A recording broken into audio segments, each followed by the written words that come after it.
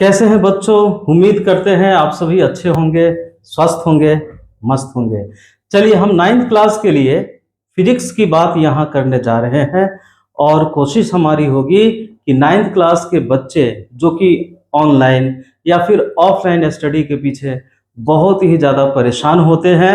एक तरफ पैसा भी खर्च होता है और दूसरे तरफ उन्हें सेटिस्फैक्शन भी नहीं मिल पाता है। तो कोशिश हमारी है कि जितने बच्चे जो आर्थिक रूप से संपन्न नहीं हैं या फिर कोई परेशानी है, तो उनके लिए फ्री ऑफ कॉस्ट यहाँ पर एक पढ़ाई का मटेरियल फुल पैकेज के रूप में मिल जाए।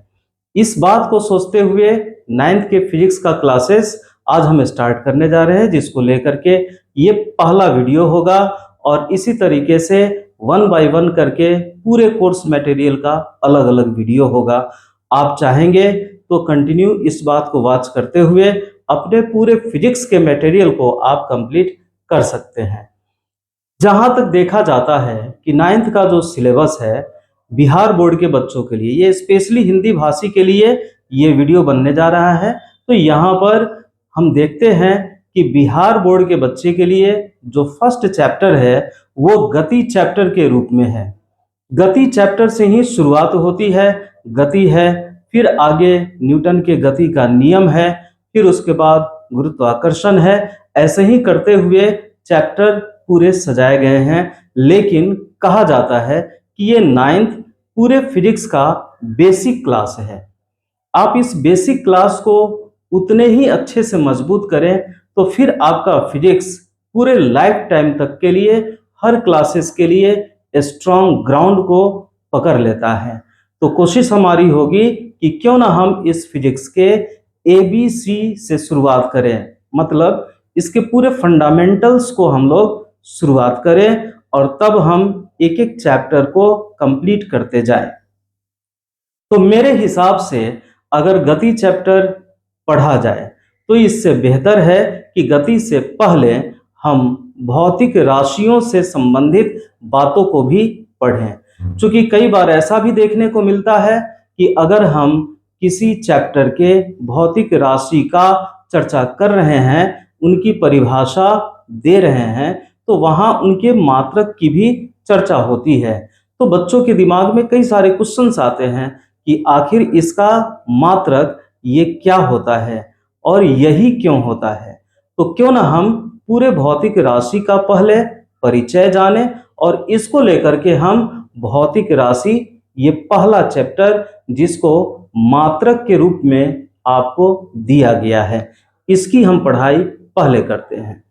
तो फिजिक्स एक विज्ञान की शाखा, भौतिकी विज्ञान की एक शाखा है, एक पार्ट है, जहां पर कई सारे राशियों की चर्चा होती है। इन्हीं राशियों को भौतिकी की दुनिया में हम मापते हैं या फिर हम तौल सकते हैं। तो ऐसी राशियों को हम भौतिक राशि कहते हैं। तो कहने का मतलब आप इसकी परिभाषा लिख सकते हैं। अच्छा होगा कि जब आप इस वीडियो को देखें, सुने, तो आप साथ में एक नोटबुक भी रखें और बातों को सुनते हुए आप उसको लिखते भी चले, तो आपका एक बेहतर नोट्स भी तैयार होगा। भौतिक राशि भौतिकी की राशियां हैं। इसकी परिभाषा देने में हम कह सकते हैं कि वह समस्त राशियां जो भौतिकी में प्रयोग की जाती है, जिन्हें मापा या तौला जाता है, उन्हें हम भौतिक राशि कहते हैं। भौतिक राशि कई सारे हैं, जैसे लंबाई, द्रव्यमान या फिर आयतन, चाल का नाम आप सुने होंगे, वेग का नाम सुने होंगे, त्वरण, बल, दाब, ये सभी के सभी ऐसे बहुत सारे हैं, जैसे कार्य, ऊर्जा, शक्ति। तो ये सब को हम लोग भौतिक राशि के नाम से जानते हैं। रहा सवाल कि ये भौतिक राशि कैसे होते हैं, क्या इनका एक ही प्रकार होता है या अलग अलग प्रकार होता है? तो इसके बंटवारे में दो बातें आती हैं। पहली बात कि मापन के दृष्टिकोण से या फिर उत्पत्ति के दृष्टिकोण से, और दूसरी बात होती है कि उनमें दिशा। तो दिशा की बात को लेकर के हम बाद में चर्चा करेंगे। यहां हम बात करते हैं उत्पत्ति को लेकर के, उत्पत्ति अर्थात वो बनते कैसे हैं, क्या वो बनने में स्वतंत्र हैं या फिर वो बनने में किसी पर आश्रित होते हैं। अगर बनने में वे स्वतंत्र हैं तो उनका स्वभाव अलग हो गया, अगर वो बनने में किसी पर आश्रित हैं तो उनका स्वभाव अलग हो गया। तो चलिए शुरू किया जाए भौतिकी का यह चैप्टर जिसको हम कहेंगे मात्रक। ये चैप्टर है मात्रक, यूनिट। इस यूनिट में हम चर्चा करेंगे भौतिक राशि के बारे में। भौतिक राशि, जैसा कि आपको अभी हम बताएं, भौतिक राशि क्या है, फिजिकल क्वांटिटीज क्या है। तो ये भौतिक राशियां, आप इसकी परिभाषा लिख सकते हैं। परिभाषा यहाँ लिखने में लंबा समय लगेगा, हम कोशिश करेंगे कि इसको हम बोल दें और आप उसको लिखते चलें। तो भौतिक राशियां क्या है? वे समस्त राशियां जो भौतिकी में प्रयोग की जाती हैं और जिन्हें मापा या तौला जा सकता है, उन्हें हम भौतिक राशि कहते हैं। जैसे लंबाई, क्षेत्रफल, आयतन, कार्य, ऊर्जा, शक्ति, चाल, वेग, बल, त्वरण इत्यादि। इस तरीके से ये भौतिक राशियां हो गई। हम फिर बताएं आपको कि भौतिक राशियां कितने प्रकार की होती है। तो जब इसके प्रकार की बात हो कि भौतिक राशि का प्रकार कितना होगा, तो इसका प्रकार होगा 2, जिसमें से एक को हम कहते हैं मूल राशि। क्या कहते हैं? मूल राशि। इसी मूल राशि को हम मौलिक राशि भी कहते हैं, मौलिक राशि, या फिर इसी को हम आधारी राशि भी कहते हैं, आधारी राशि। जबकि जो दूसरा है उसको हम कहते हैं व्युत्पन्न राशि। इसको हम कहेंगे व्युत्पन्न राशि, व्युत्पन्न राशि। तो इस तरीके से हम देखें कि यहाँ भौतिक राशि 2 प्रकार की होती है। आप इसको देख सकते हैं, पहला मूल राशि, दूसरा व्युत्पन्न राशि। मूल राशि को मौलिक राशि या फिर इसको हम आधारी राशि भी कहते हैं। रहा सवाल कि मूल राशि हम किसे कहेंगे, तो वह भौतिक राशि, चूंकि ये भौतिक राशि का प्रकार है इसलिए हम कहेंगे वह भौतिक राशि जो किसी पर आश्रित ना हो, अर्थात जो स्वयं से उत्पन्न हो, जिसके बनने में किसी के मदद की आवश्यकता नहीं हो। इनमें से कोई भी बात आप कहें, फिर से बोले, वह भौतिक राशि जो उत्पत्ति में स्वतंत्र हो, अर्थात बिना किसी की सहायता से बनती हो, उन्हें हम मूल राशि या मौलिक राशि या आधारी राशि कहते हैं। व्युत्पन्न राशि की बात करें तो वह भौतिक राशि जो उत्पत्ति में स्वतंत्र नहीं हो, अर्थात जो दूसरे पर आश्रित हो, उन्हें हम व्युत्पन्न राशि कहते हैं। रहा सवाल कि मूल राशि में कौन कौन आएगा, तो इसकी संख्या 7 बताई जाती है। ये 7 राशियों में कौन कौन है, तो ये है लंबाई, द्रव्यमान, समय, ताप, विद्युत धारा, प्रकाश की तीव्रता, पदार्थ की मात्रा। इसके साथ साथ हम देखेंगे कि मूल राशियों में 2 संपूरक राशि की भी बात होती है, लेकिन उसके बाद एसआई सिस्टम के अंतर्गत होती है, एसआई पद्धति के अनुसार माना जाता है। उसकी चर्चा हम तब करेंगे जब एसआई पद्धति की बात चलेगी। तो आप कुल मिलाकर के यहाँ 7 मूल या मौलिक राशि ध्यान में रखेंगे। इनको छोड़ करके बाकी फिजिक्स में जितनी भी राशियां हैं वे सब अपने आप में व्युत्पन्न राशि कहलाती हैं। चलिए समझते हैं हम कि आखिर मूल राशि उत्पत्ति में स्वतंत्र कैसे है या फिर व्युत्पन्न राशि किसी पर आश्रित कैसे है। तो व्युत्पन्न राशि में एक हम चर्चा करते हैं चाल की। चाल जो अपने आप में व्युत्पन्न राशि मानी जाती है। ऐसा आप पढ़े होइएगा कि चाल बराबर होता है दूरी बटा समय। दूरी का अर्थ क्या है? तो दूरी का अर्थ है लंबाई। हम किसी 2 बिंदु के बीच की दूरी को दूरी कहते हैं और ये दूरी दोनों बिंदुओं के बीच की लंबाई है। इस तरीके से अगर हम दूरी को लंबाई कहें तो संभव है, और समय समय है। तो यहां हम देखें कि चाल का अर्थ हुआ लंबाई बटा समय। इमेजिन करिए, आप कल्पना करिए, अगर लंबाई मालूम नहीं हो तो क्या हम किसी वस्तु की चाल ज्ञात कर सकते हैं? नहीं। इसी प्रकार लंबाई मालूम हो लेकिन समय अगर नहीं मालूम हो तो क्या हम किसी वस्तु की चाल ज्ञात कर सकते हैं? नहीं। या फिर इन दोनों में से कोई भी मालूम नहीं हो तो फिर उस वस्तु की चाल हम नहीं ज्ञात कर सकते। इस प्रकार ये पता चला कि ये जो चाल है वो लंबाई पर भी डिपेंड किया, आश्रित है, और समय पर भी आश्रित है। तब हम कह सकते हैं कि चाल उत्पत्ति में स्वतंत्र नहीं है, यह दूसरे पर निर्भर करता है। इस तरीके से चाल अपने आप में मूल राशि नहीं है, यह अपने आप में व्युत्पन्न राशि हो गई।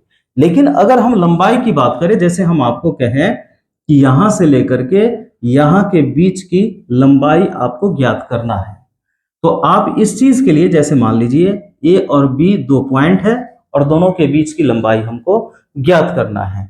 इसके लिए हम क्या किए, तो एक स्केल का इस्तेमाल किए। मान लो स्केल की लंबाई इतनी है, यहां तक एक स्केल से हम मेजरमेंट किए, फिर दूसरे स्केल से, फिर तीसरी बार, फिर चौथे बार। तो हम ऐसे करते हुए ए से लेकर के बी तक की लंबाई को ज्ञात करते हैं। लेकिन ध्यान दीजिए कि जब आप ए से बी तक लंबाई ज्ञात करने गए तो आप इन दोनों के बीच की लंबाई ही ज्ञात किए, फिर इसी प्रकार इन दोनों के बीच की ही लंबाई, फिर इन दोनों के बीच की लंबाई ही ज्ञात किया गया, फिर इन दोनों के बीच की लंबाई ही ज्ञात किया गया। कुल मिलाकर के जब इन छोटे छोटे लंबाइयों को हम जान गए तब हम जाकर के पूरे लंबाई को जान पाए। कहने का मतलब लंबाई सिर्फ लंबाई पर ही डिपेंड किया, लंबाई छोटी लंबाई से ही बना, एक बड़ी लंबाई छोटी लंबाई से ही बन रहा है। तो कुल मिलाकर के देखा गया कि लंबाई उत्पत्ति में किसी पर आश्रित नहीं है, लंबाई के बनने में दूसरे किसी राशि की सहायता की आवश्यकता नहीं है। इस तरीके से लंबाई को हम व्युत्पन्न राशि नहीं कहेंगे, लंबाई को हम मूल राशि कहेंगे। तो चलिए हम शुरू किए भौतिक राशियों के बारे में जानना, और इसको हम समझ गए कि भौतिक राशि क्या है, उसका प्रकार कितना होता है। किसी भी भौतिक राशि को अगर दर्शाना है, व्यक्त करना है, तो हम उसको हमेशा एन यू के रेस्पेक्ट में व्यक्त करते हैं। अब दिमाग में क्वेश्चन आएगा कि एन और यू का अर्थ क्या हुआ। तो यहां एन का अर्थ है नंबर, एन को हम लोग कहते हैं संख्या, वहीं पर यू को हम लोग कहते हैं मात्रक। यू फॉर यूनिट, यूनिट का अर्थ मात्रक या फिर इकाई। तो यहां भौतिक राशि कोई भी फिजिकल क्वांटिटी जैसे क्यू अगर हम मान लें तो क्यू का एक्सप्रेशन, उसकी व्याख्या, उसका जो व्यक्त करने का तरीका है वो एनयू है। एनयू की तुलना में ही इसको व्यक्त किया जा सकता है। जैसे सोचिए, अगर हम किसी वस्तु के द्रव्यमान को मापने गए, जैसे मान लो एक टेबल है, उसको हम तौलने गए, तो टेबल को तौलने के बाद पता चला वह 10 केजी का है। इसी तरीके से किसी बाल्टी में पानी भरा हुआ है, उस पूरे बाल्टी के पानी को तौलना है या मापना है, तो पता चला वहां 15 लीटर पानी है। इसी तरीके से कमरे की लंबाई को मालूम करना पड़ा, और इसको जब हम लोग ज्ञात किए तो पता चला कमरे की लंबाई है 3 मीटर। इन तीनों स्थिति में यहां हम देख रहे हैं कि हम हर बार दो बातों को यहां व्यक्त किए हैं, जिसमें से जो पहला बात है वो है नंबर और दूसरा बात यूनिट। यही नंबर है, संख्या है, और ये यूनिट है। अगर हम उस द्रव्यमान को मात्र 10 कहते तो फिर इसका कोई जवाब सेटिस्फैक्ट्री नहीं होता, संतोषजनक ये जवाब नहीं होता। अगर उस पानी की मात्रा को अगर हम सिर्फ 15 कहते तो ये भी अपने आप में संतुष्ट जवाब नहीं होता। अगर कमरे की लंबाई को लेंथ को अगर हम यहाँ पर 3 ही कहते तो फिर इसका भी कोई संतुष्ट जवाब नहीं होता। तो कुल मिलाकर के यहाँ हम देखें कि मात्र संख्या बताने से हम उस भौतिक राशि को पूर्ण रूप से व्यक्त नहीं कर सकते हैं। उसको पूर्ण रूप से व्यक्त करना है तो इस संख्या के साथ साथ कुछ और इस्तेमाल करना होता है, और जो चीज हम इस्तेमाल करते हैं उसी को हम कहते हैं यूनिट। यूनिट या फिर मात्रक। ये किलोग्राम यूनिट है किसका? द्रव्यमान का। लीटर यूनिट है, मात्रक है किसका? आयतन का। इसी प्रकार मीटर मात्रक है किसका? लंबाई का। तो फिर रहा सवाल कि ये मात्रक है क्या? तो मात्रक एक पैमाने का नाम है।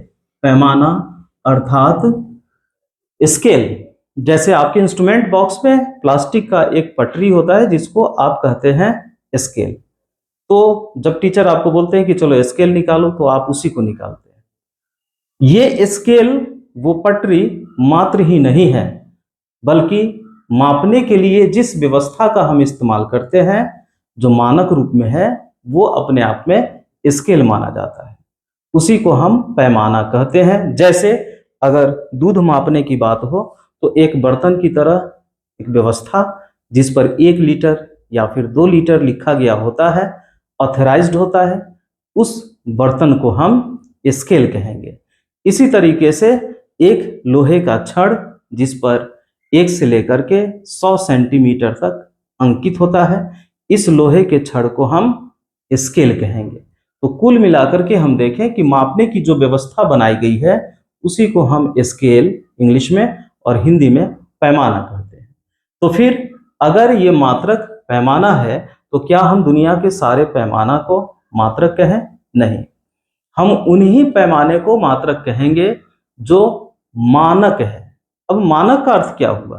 तो मानक अर्थात जिसको सारे लोग मान रहे हैं, अर्थात जिस पर सारे लोग सहमत हैं, एग्रीडेबल है। इसको इंग्लिश में हम लोग स्टैंडर्ड बोलते हैं। जिसको सारे लोग सहमत हो गए उसको हम लोग कहेंगे स्टैंडर्ड। तो स्टैंडर्ड स्केल को हिंदी में कहते हैं मानक, इंग्लिश में स्टैंडर्ड। तो मानक पैमाने को, स्टैंडर्ड स्केल को ही हम यूनिट कहते हैं। जैसे लंबाई के लिए स्टैंडर्ड स्केल के रूप में सेंटीमीटर है, मीटर है, फीट है, किलोमीटर है। ऐसे ही द्रव्यमान के लिए ग्राम है, किलोग्राम है, पाउंड है। ऐसे ही समय के लिए घंटा है, मिनट है, सेकंड है। तो ये सभी अपने आप में मानक पैमाना है और इन्हीं को हम इकाई या फिर मात्रक कहते हैं। तो आप इकाई या मात्रक की परिभाषा दे सकते हैं। इकाई या मात्रक क्या है, यूनिट क्या है?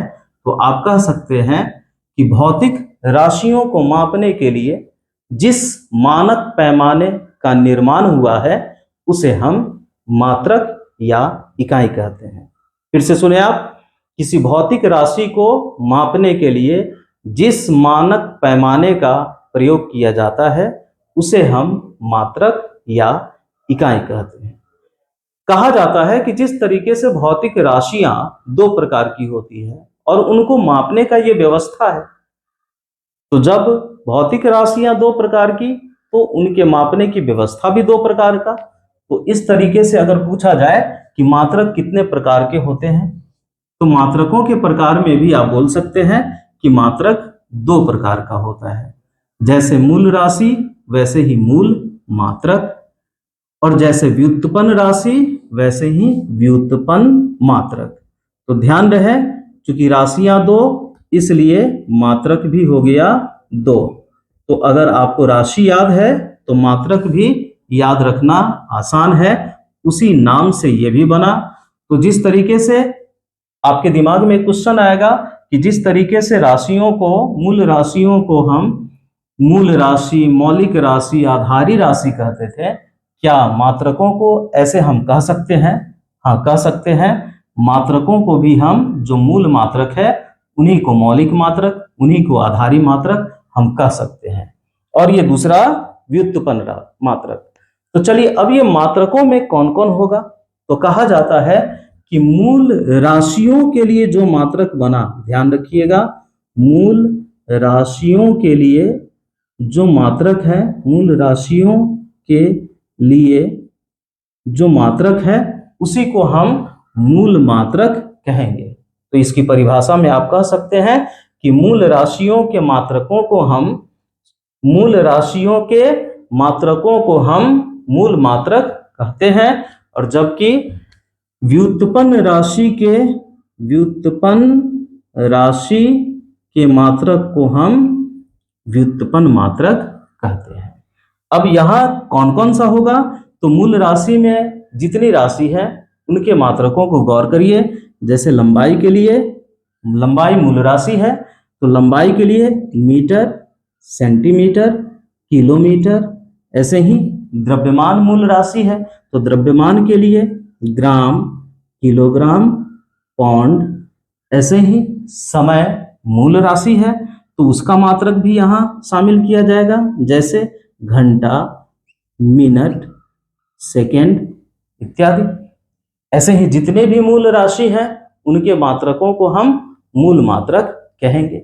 इसी प्रकार व्युत्पन्न राशि के मात्रक को हम व्युत्पन्न मात्रक कहते हैं।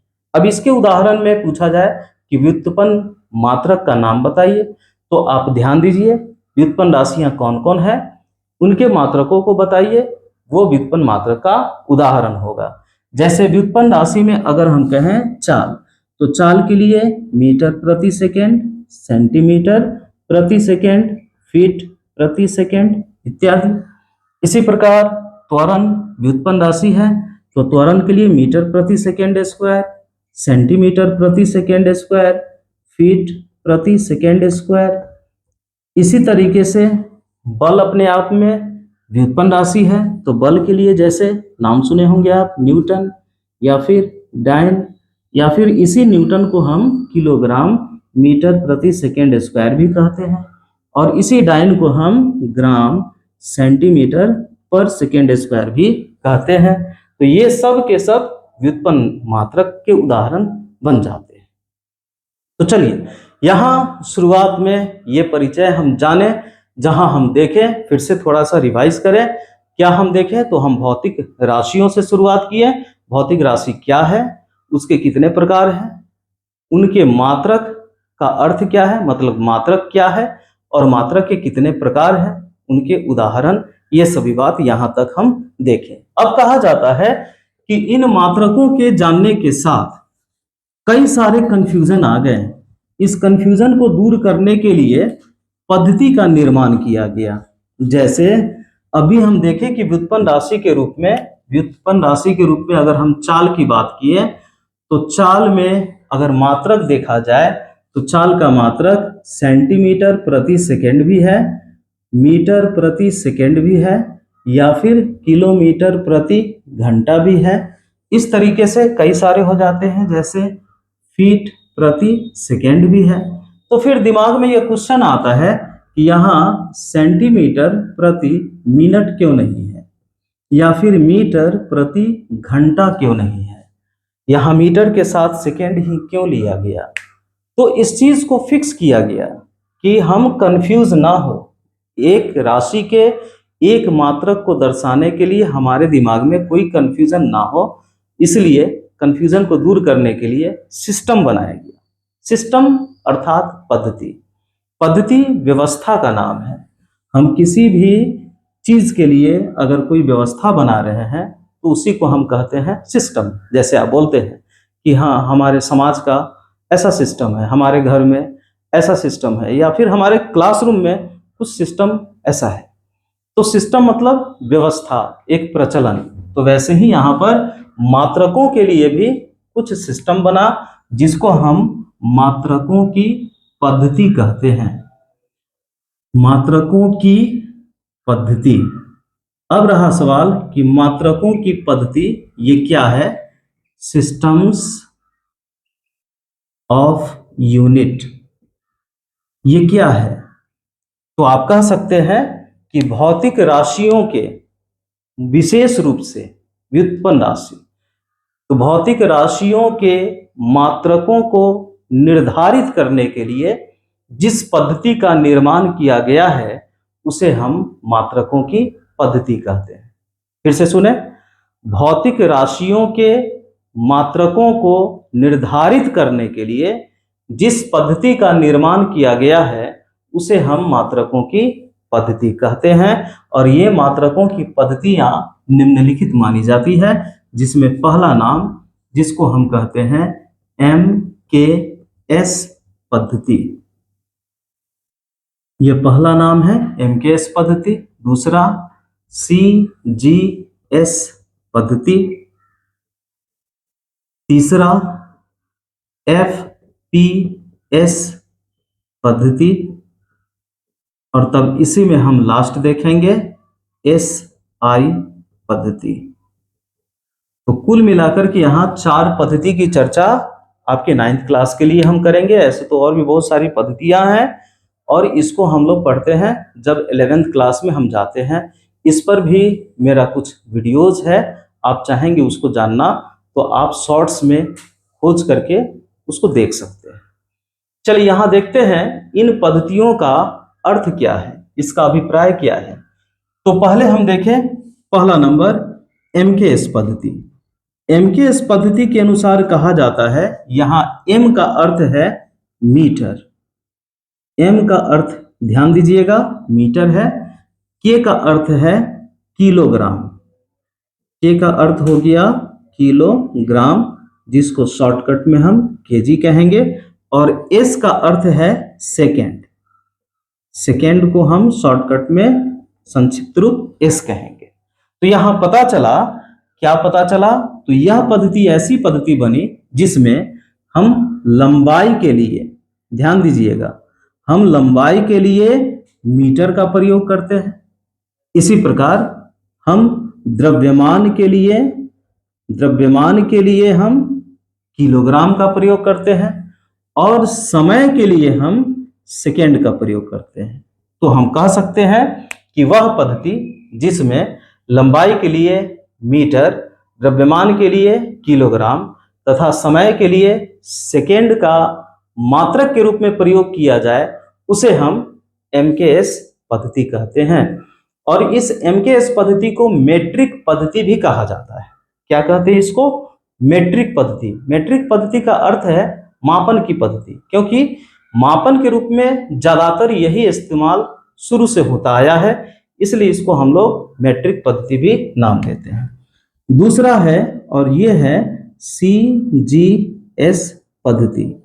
इस पद्धति का अर्थ क्या हुआ? यहाँ C का मतलब है सेंटीमीटर, G का अर्थ है ग्राम, और S का अर्थ है सेकेंड।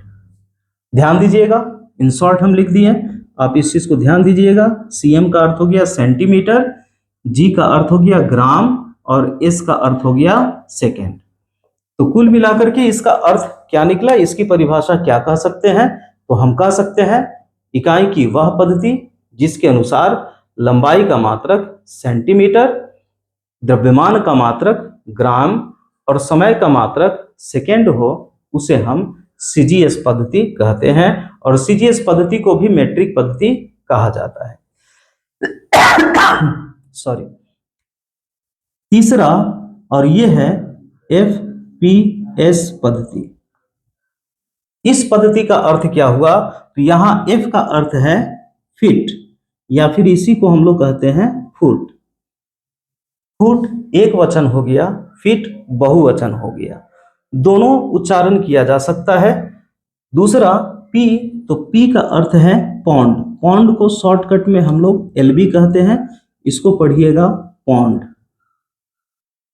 और S का अर्थ हो गया सेकेंड, जैसा कि शुरू से सुनते आ रहे हैं। तो यहां इसकी परिभाषा देने में हम कह सकते हैं कि इकाई की वह पद्धति जिसमें लंबाई का मात्रक फुट, द्रव्यमान का मात्रक पौंड और समय का मात्रक सेकेंड हो, उसे हम FPS पद्धति कहते हैं।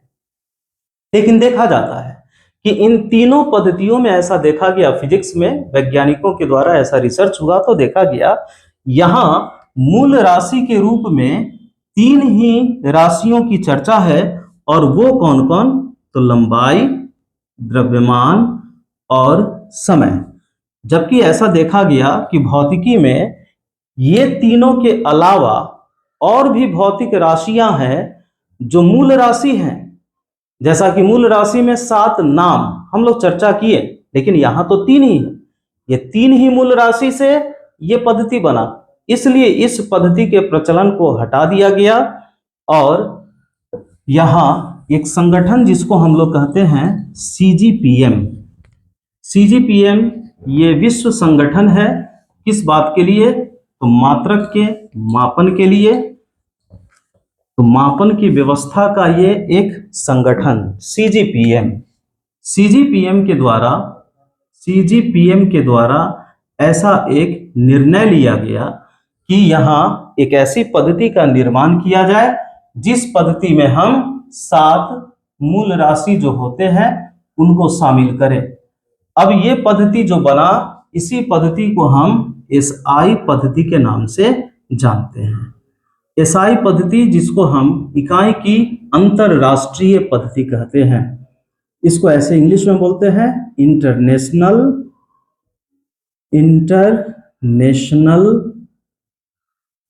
सिस्टम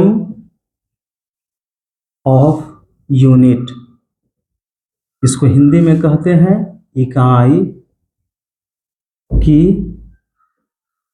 अंतरराष्ट्रीय पद्धति। तो इकाई की अंतरराष्ट्रीय पद्धति एसआई पद्धति, ये तो समझ में आ गया कि एसआई पद्धति में मूल राशि के रूप में 7 राशियों की चर्चा की गई है। तो चूंकि पद्धति में हम लोग मात्रकों की चर्चा करते हैं कि हाँ ये मूल राशि उसका मात्रक ये मूल राशि इसका मात्रक ये, तो इसी प्रकार अगर यहाँ भी 7 मूल राशियां हैं तो फिर उनके मात्रक कौन कौन है ये जानना सबसे ज्यादा जरूरी है। तो हम लोग चलते हैं चर्चा करने अब एसआई पद्धति के अनुसार जो मूल राशियां हैं वो कौन कौन है और उनके मात्रक भी क्या है। यहाँ एसआई पद्धति ध्यान दीजिए, ये हम देखने जा रहे हैं एसआई पद्धति, और इसमें हम देखने जा रहे हैं किस बात को? तो मूल राशि या फिर इसी को हम कहते हैं आधारी राशि, आधारी राशि, और इसका हम देखेंगे एसआई मात्रक। एसआई मात्रक इसका क्या बना? तो यहाँ एसआई पद्धति के अनुसार जो पहला मूल राशि है वो रखा गया लंबाई। लंबाई के लिए जो मात्रक बना वो है मीटर, इसको हम लोग पढ़ेंगे मीटर, स्मॉल एम को पढ़ेंगे मीटर। इसी प्रकार दूसरा है द्रव्यमान। द्रव्यमान, जिस द्रव्यमान को हम लोग कहते हैं इसका मात्रक हम लोग बोलेंगे द्रव्यमान का केजी, केजी को पढ़ेंगे किलोग्राम, केजी। तीसरा समय, समय टाइम, और इसका मात्रक होगा सेकेंड, सेकेंड।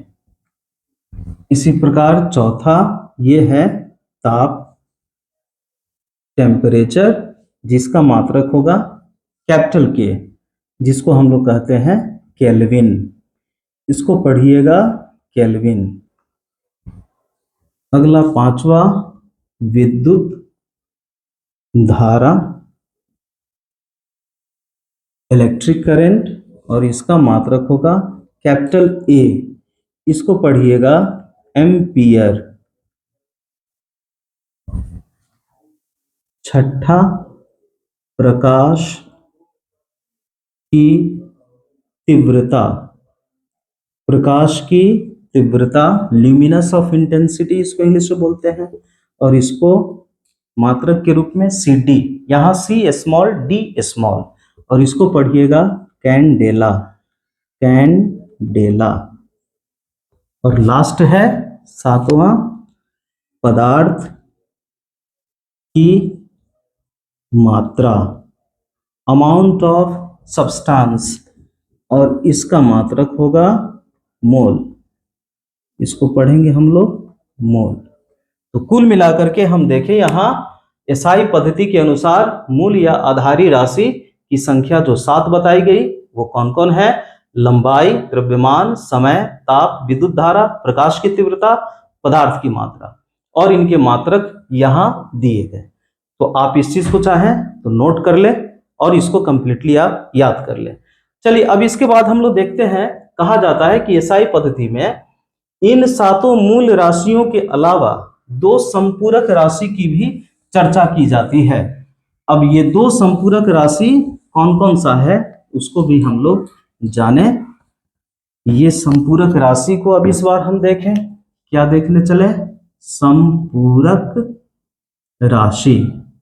अब ये संपूरक राशि कौन कौन है, तो दो ही है, जिसमें पहला समतल कोण, समतल कोण प्लेन एंगल, और इसका मात्रक होता है रेडियन, आरएडी, इसको पढ़िएगा रेडियन।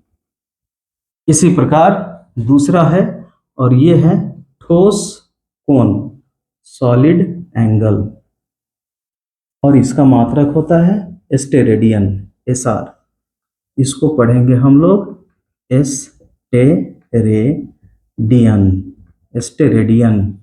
क्लियर है? तो समझ में आ गया कि मात्रकों में हम कौन कौन से मात्रक से परिचित हुए और फिर उनकी पद्धतियां कौन कौन बताई गई और ये क्या है। इसके बाद यहां एसआई पद्धति में हम कुछ लिमिटेशन भी दिया गया, सीमा, जैसे लिखते समय कुछ सावधानियां, मात्रकों को व्यक्त करते समय कुछ सावधानी की बात होती है। जैसे कहा जाता है, कुछ सावधानियों के रूप में यहां हम चर्चा करने चल रहे हैं कि एसआई पद्धति के अनुसार मात्रकों को व्यक्त करते समय कुछ सावधानियां, छोटी छोटी बातें हैं, कई सारे लोग इस गलती को कर जाते हैं, बच्चों को यहाँ ध्यान देना चाहिए। जैसे मात्रकों के पूरे नाम को अगर हमको लिखना है, जैसे मान लीजिए अभी हम देखें कि विद्युत धारा का एसआई मात्रक होता है एम्पियर। अब एम्पियर अगर हमको लिखना है तो कहा जाता है कि मात्रकों के पूरे नाम अगर इंग्लिश में लिखने चलते हैं तो फर्स्ट लेटर ये कैपिटल नहीं होगा, एम्पियर, ऐसा लिखना गलत है। इसको जब भी हम लिखें तो स्मॉल लेटर के साथ, जैसे एम्पियर। किलोग्राम ही अगर हमको लिखना रहे तो हम कैपिटल लेटर के साथ किलोग्राम ऐसा नहीं लिखते हैं, ये लिखना गलत है। हमको स्मॉल लेटर के साथ ही किलोग्राम लिखना चाहिए, ये सही है। मात्रकों का विशेष रूप से इंग्लिश में ही प्रयोग किया जाता है, इसलिए आप देखते हैं बार बार मात्रकों को इंग्लिश में ही लिखा जाता है। अगर आप हिंदी में लिखना चाहें तो आप लिख सकते हैं, लेकिन ये इम्प्रॉपर माना जाता है, अनुचित माना जाता है। किसी भी मात्रक के संक्षिप्त रूप को अगर हमको लिखना है, जैसे द्रव्यमान का मात्रक हमको किलोग्राम को शॉर्टकट में लिखना है, तो फिर उसको किलोग्राम ऐसा हम नहीं लिख सकते हैं। हिंदी में कभी भी एब्रिविएशन, इसका संक्षिप्त रूप नहीं लिखा जाता है, इसको इंग्लिश में ही लिखना चाहिए, केजी, ये संक्षिप्त रूप में ऐसे हम व्यक्त करेंगे। जैसे अगर हम एम्पियर लिखना चाहें, या फिर एम्पियर पूरा नाम हो गया, ये किलोग्राम को लेकर के, चाहे आप मिलीग्राम लिखते हैं या फिर किलोमीटर लिखते हैं, जैसे किलोमीटर आप लिख रहे हैं तो किलो और मीटर ऐसे आप नहीं दे सकते हैं, आपको किलोमीटर देना है, तो इन शॉर्ट आप इंग्लिश में ही लिखिए। अगली बातें कही जाती है कि जैसे ग्राम है, तो ग्राम के लिए हम शॉर्टकट संक्षिप्त रूप में जीएम का प्रयोग नहीं करते हैं, ऐसा लिखना गलत है। ग्राम के लिए हमेशा स्मॉल जी का ही प्रयोग करना चाहिए, इसी को पढ़ना चाहिए ग्राम। इसी प्रकार हम ताप के कुछ मात्रक, जैसे ताप का मात्रक आप सुने होंगे कि डिग्री सेल्सियस या डिग्री सेंटीग्रेड भी होता है। जैसे आप किसी टेम्परेचर को, ताप को बताने जा रहे हैं और कहते हैं आप 100 डिग्री सेल्सियस उसका ताप है। इसी प्रकार ताप को हम केल्विन स्केल में भी व्यक्त कर सकते हैं, और केल्विन स्केल में मान लीजिए 100 केल्विन हमको दिखाना है, तो 100 डिग्री केल्विन हम नहीं कह सकते हैं, क्योंकि केल्विन के साथ डिग्री का प्रयोग नहीं किया जाता है। डिग्री का प्रयोग हमेशा हम सेंटीग्रेड या सेल्सियस स्केल के साथ करते हैं। तो ये कुछ सावधानियां हैं जिनको बरतनी चाहिए, और इतनी बातों को समझने के साथ कुछ बात और इसमें जानना है, और ये फर्स्ट चैप्टर आपका समाप्त ही हो जाएगा। जैसे आपको जानना है, अभी हम चर्चा किए ताप का मात्रक। ताप का मात्रक, ताप के मात्रक के रूप में अभी हम दो मात्रकों की चर्चा किए, एक है डिग्री सेल्सियस और दूसरा है केल्विन। इसको पढ़ेंगे हम लोग डिग्री सेल्सियस, सेल्सियस या फिर सेंटीग्रेड, ध्यान दीजिएगा, और इसको पढ़ेंगे केल्विन। केल्विन ये दोनों ताप का मात्रक है। कहा जाता है कि अगर कोई ताप T डिग्री सेल्सियस है और उसको केल्विन स्केल में बदलना है, इसको अगर केल्विन स्केल में बदलना है तो इसमें 273 हम जोड़ देंगे तो फिर ये मान चला जाएगा केल्विन स्केल में। समझ में आई बात?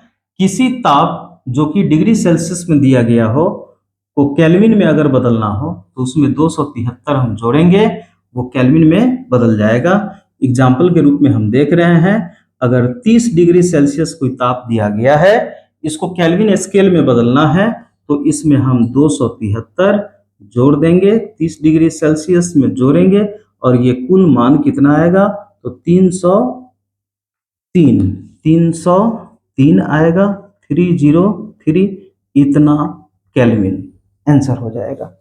इसी प्रकार अगर हमको केल्विन स्केल में कोई टी केल्विन अगर हमको कोई ताप हमको दिया गया है और इसको बदलना है सेंटीग्रेड स्केल में, तो फिर हम टी केल्विन में से 273 माइनस करेंगे, ये मान हमको डिग्री सेल्सियस में आ जाएगा।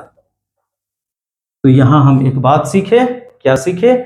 डिग्री सेल्सियस से केल्विन में कैसे बदलते हैं, इसी प्रकार केल्विन स्केल से, केल्विन पैमाने से हम डिग्री सेल्सियस में कैसे बदलते हैं। यहां उदाहरण के तौर पर यहां हम देखें, मान लेते हैं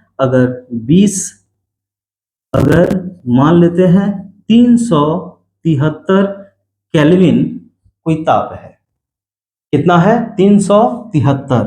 अब इसको डिग्री सेल्सियस में बदलना है तो हमको क्या करना चाहिए, यहाँ टी केल्विन में से 273 को माइनस करना है, मतलब 373 में से हम 273 माइनस करेंगे और माइनस करने के बाद आएगा 100, ये 100 डिग्री सेल्सियस में चला जाएगा।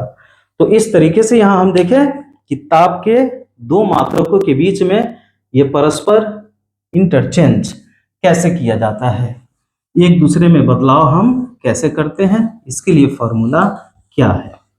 चलिए अब आगे कुछ और बात इसमें जानना है। जैसे आपको जानना है लंबी दूरी के एक मात्रक के बारे में जिसको हम बोलते हैं प्रकाश वर्ष। क्या बोलते हैं? प्रकाश वर्ष, लाइट ईयर। लाइट ईयर कहा जाता है कि प्रकाश वर्ष ये ना तो वर्ष के लिए है ना ही ये समय के लिए है, ये है तो दूरी के लिए है। तो दूरी का एक मात्रक बना, जैसे छोटी दूरी, बड़ी दूरी, तरह तरह की दूरियां हैं, सभी दूरियों को मापने के लिए सुविधा अनुसार अलग अलग स्केल का निर्माण किया गया। जैसे आपको अगर हम कहें कि आपके कॉपी के लंबाई को मापना है तो आप उसको मीटर में मापना थोड़ा सा आपके लिए असुविधाजनक होगा, आप उसको सेंटीमीटर में आराम से माप सकते हैं। लेकिन आपको हम कहें कि दो शहरों के बीच की दूरी को मापना है तो फिर सेंटीमीटर में मापना आपके लिए बहुत ही असुविधाजनक होगा, वहां उसको आप किलोमीटर में मापते हैं। अगर आपको कहा जाए कि किसी रूम की लंबाई को मापिए तो फिर उसको ना तो किलोमीटर में ना ही हम सेंटीमीटर में सुविधाजनक रूप से माप पाएंगे, तो फिर उसको मापने के लिए हम मीटर में मापते हैं। इसी तरीके से अगर ये कहा जाए कि दो तारों के बीच की दूरी को मापिए तो फिर वहां किलोमीटर भी बहुत छोटा हो जाता है, जिसके लिए एक दूरी का मात्रक बनाया गया और इसको हम बोलते हैं प्रकाश वर्ष। रहा सवाल कि प्रकाश वर्ष ये जो दूरी है, जैसे 1 किलोमीटर अगर दूरी है तो बच्चों को समझ में आता है कि हाँ 1 किलोमीटर अगर आप बोल रहे हैं इसका मतलब क्या हुआ, इसका मतलब हुआ 1000 मीटर। तो इसी तरीके से अगर हम एक प्रकाश वर्ष बोले तो इसका अर्थ क्या हुआ, तो कहा जाता है कि प्रकाश एक वर्ष में जितनी दूरी तय करती है उसी दूरी को हम प्रकाश वर्ष कहते हैं। इस प्रकाश वर्ष को 1 लाइट ईयर भी कहते हैं। ठीक है, एक प्रकाश वर्ष, या तो आप इसको हिंदी में एक प्रकाश वर्ष ऐसा बोल सकते हैं। अब एक प्रकाश वर्ष का अर्थ क्या हुआ? तो प्रकाश एक वर्ष में जितनी दूरी तय करेगी उसी दूरी को हम एक प्रकाश वर्ष कहेंगे। अब रहा सवाल कि प्रकाश एक वर्ष में दूरी कितनी तय करेगी, तो कहा जाता है कि प्रकाश एक सेकेंड में 3 लाख किलोमीटर की दूरी तय करती है। एक सेकेंड में 3 लाख किलोमीटर, ये एक सेकेंड की बात है। अगर 1 मिनट में जानना है तो 60 से हम गुना कर देंगे, ये 1 मिनट में तय की गई दूरी हो गई। 1 मिनट अगर इसमें हम 60 से गुना कर दें तो फिर ये 1 घंटा में तय की गई दूरी हो गई, 1 घंटा।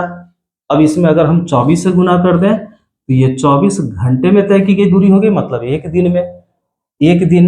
अब इसमें अगर आप 365 से गुना कर दें तो फिर ये 1 वर्ष में प्रकाश द्वारा तय की गई दूरी होती है।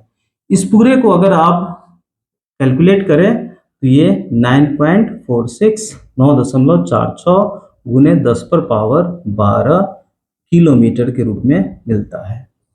अर्थात एक प्रकाश वर्ष का मान कितना आया? तो 9.46 गुने 10 पावर 12 किलोमीटर। सोचिए, 10 पर पावर 12 किलोमीटर, 10 पर पावर 5 1 लाख, 10 पर पावर 7 1 करोड़, 10 पर पावर 12 का मतलब कितना हो गया? इतना जो दूरी है, इतनी लंबी जो दूरी है, उसी दूरी को हम एक प्रकाश वर्ष कहेंगे। और आप ब्रह्मांड चैप्टर में पढ़ेंगे कि इस पूरे ब्रह्मांड में कई सारे तारे ऐसे भी हैं जहां 2 तारों के बीच की दूरी लाखों प्रकाश वर्ष है। अगर किसी एक तारे की दूरी 1 प्रकाश वर्ष है तो इसका अर्थ हुआ कि आज वहां से कोई प्रकाश अगर निकलेगा और पृथ्वी पर आना है तो वो 1 साल के बाद पृथ्वी पर पहुंचेगा। अगर किसी तारे की दूरी यहां से हम मान लेते हैं 100 प्रकाश वर्ष है तो इसका अर्थ ये हुआ कि 100 वर्ष पहले वहां जो प्रकाश निकला वो आज पृथ्वी पर पहुंच रहा है। तो आप सोच सकते हैं इतनी लंबी दूरी की बात हो रही है। ये है प्रकाश वर्ष, जो लंबाई के लिए, लंबी दूरियों के लिए है। तो कुल मिलाकर के हम देखें इस चैप्टर में भौतिक राशि, उसके मात्रक से संबंधित ये पहला चैप्टर। फिजिक्स को पढ़ने से पहले इस पहले चैप्टर को पढ़ना बहुत ही जरूरी है, जहां इन सभी बातों को 9th क्लास में चर्चा किया हुआ है। यहाँ हम समझ गए और इसके बाद शुरू होता है आपका पहला सिलेबस का एनसीईआरटी के हिसाब से या फिर एससीईआरटी के हिसाब से आपका पहला चैप्टर गति। जिस गति को जानेंगे हम लोग अगली वीडियो में, कोशिश हमारी होगी उसको पूरा बेहतर तरीके से आपके सामने प्रस्तुत किया जाए कि आप पूरे एक एक सिद्धांत को भी अच्छे से समझ लें और उस पर डिपेंडेंट कुछ क्वेश्चंस का भी हम लोग प्रैक्टिस करेंगे और साथ ही न्यूमेरिकल को भी, आंकिक प्रश्न को भी हम लोग देखेंगे। अगर आप 9th और इसी तरीके से कोई वीडियो 10th का, इसी तरीके से कई सारे वीडियोस इस एनालिटिकल फिजिक्स पाठशाला के अंतर्गत आपको मिलने वाला है। आप कंटिन्यू पढ़ते रहते हैं, समझते रहते हैं, तो फिर आपको कहीं ऑफलाइन ऑनलाइन जाने की जरूरत नहीं है, पैसे खर्च करने की जरूरत नहीं है। आपको पूरा फिजिक्स स्ट्रांग वे में आपको मिलेगा। आप अपना सुझाव कमेंट्स के रूप में जरूर दीजिए। अगर आपको लगता है कि इससे भी बेहतर या कुछ इसमें बदलाव लाया जाए तो आप अपनी बातों को कमेंट्स के जरिए जरूर रखिएगा। तब तक के लिए हम लोग अलविदा लेते हैं। खूब स्वस्थ रहिए, मस्त रहिए। Thank you so much.